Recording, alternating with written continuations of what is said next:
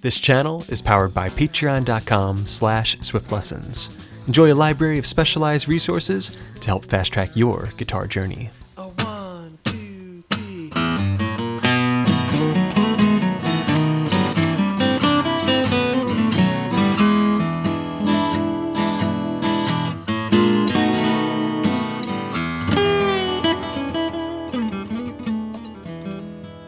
Hey everybody, welcome back to Swift Guitar Lessons for another lick of the week. In today's session, I'm going to be breaking down for you a silky smooth blues lick with a little bit of a jazz influence. Now, I'm going to be breaking it down for you note for note, but in the process, I'm also going to be teaching you the mindset of a pro lead guitar player, how you can create licks that are tailor-fitted to specific chord changes. In this case, we're going to be playing over top of the B dominant 7, sharpen it up a half step, back, and to the 1 chord, E dominant 7. Turning around a 12-bar blues in the key of E. Let's take a close look at the fretboard. Okay, a close look at the fretboard, getting started breaking down this lick of the week, but first, let's discuss the musical context. It's going to be starting on measure number 9 of a 12-bar blues in the key of E.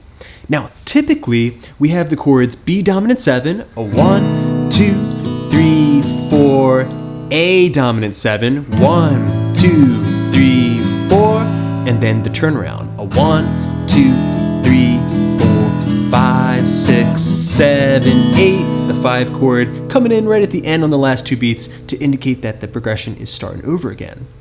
But every once in a while, this very cool kind of rhythmic trick happens where the 4 chord is substituted for, in this case, a C dominant 7, or as I like to play, a C9 chord.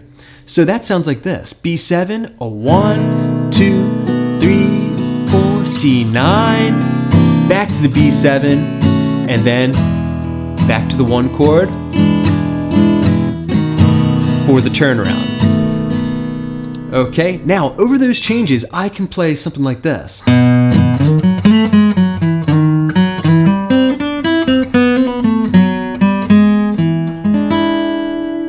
Real slow, the lick sounds like this one more time. The first step to learning a new lick is to get it into your ear.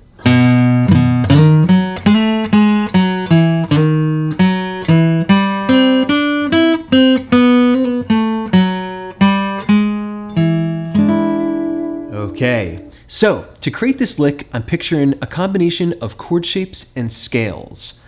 So since I'm playing over top of B7 or B major, I can always picture my B major pentatonic scale in its G-shape position. I'm really big on CAGED system. So here I'm picturing the B chord played as a G shape, and outlining that chord, I have my safety net, the major pentatonic scale in the key of B,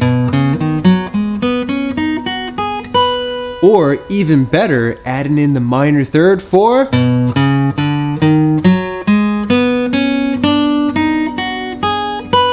the major blues scale. And for a more advanced touch, I can color those notes in by combining it with the mixolydian scale. So the mixolydian scale would have 1, 2, 3, 4, 5, 6, flat 7, 1. Okay, I combine that with my major blues scale, and I have a hybrid scale like this. That's 1 octave.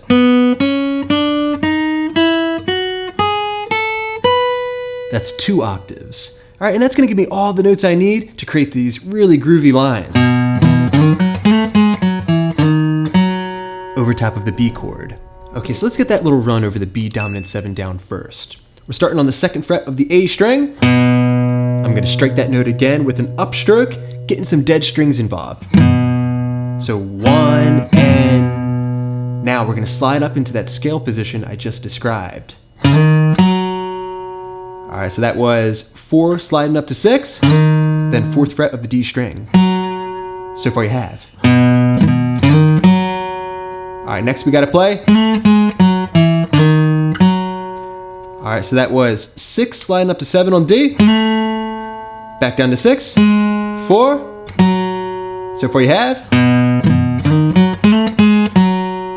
All right, now reach your pinky up to the 7th fret of the A string before sliding minor third to major third. All right, that was 5 going up to 6, and then finally going to the 4th fret of the D string.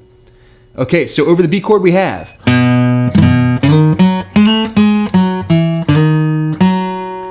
Okay, now we're going to be sharpening the B chord up a half step to C. So I can just picture my C major pentatonic scale and also that C chord in G position. Okay, so basically all the scales I just described, I'm shifting them up a half step, and that's going to allow me to be able to perform over top of that sharped 5 chord or the C dominant 7. So over that chord, I'm going to play something like this. Let's see, coming out of the B chord. All right, we're going to play. All right, that's it, just over the C dominant 7. Or as I played it, a C9 chord. All right, so that was 7th fret of the A string. And then I'm barring with my index finger, 5, 5, going up to 7 on the G string, 5 on the B, and then 5 on the G string.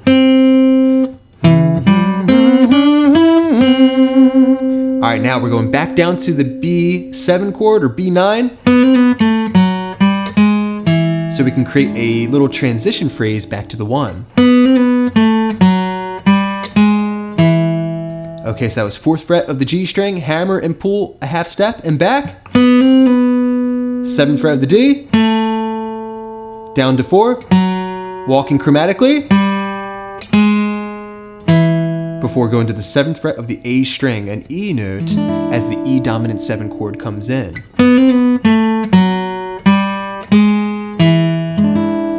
All right, you put all that together and we have B, C, back to B, and right there, back to the E dominant 7 chord in the progression. Now, one thing to note is that I was climbing up to the major third of that E dominant 7 chord. So as I'm playing through these changes, I'm playing the scales, yes, but I'm also picturing the chords in various positions, so that way I can highlight chord tunes within those harmonies. Okay, so one more time we have.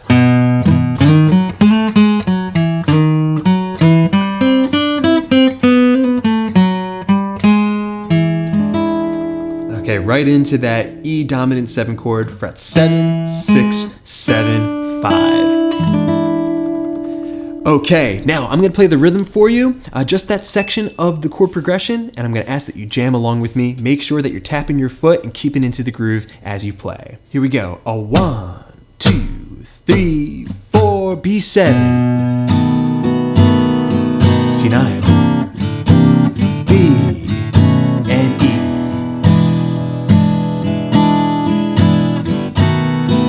Starting again, here we go.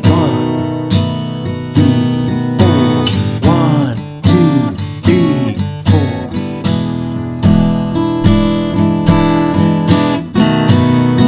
Here we go.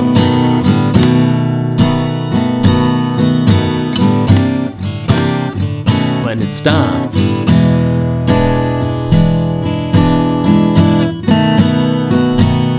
Once again.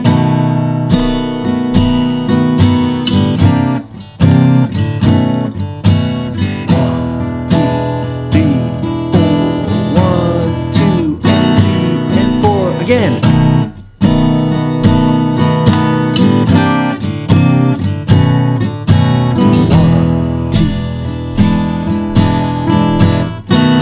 I'll play it with you.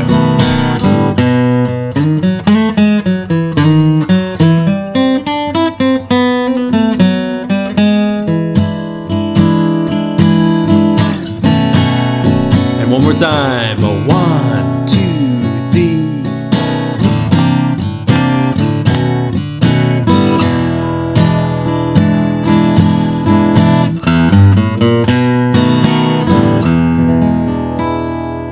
I hope hope you enjoyed this, everybody. Remember, if you need some extra guidance, you can always head over to my Patreon page, patreon.com/swiftlessons, if you want to enjoy this lesson with tabs and Guitar Pro. That way you can practice at your own tempo and be able to see the tabs and the melody in real time.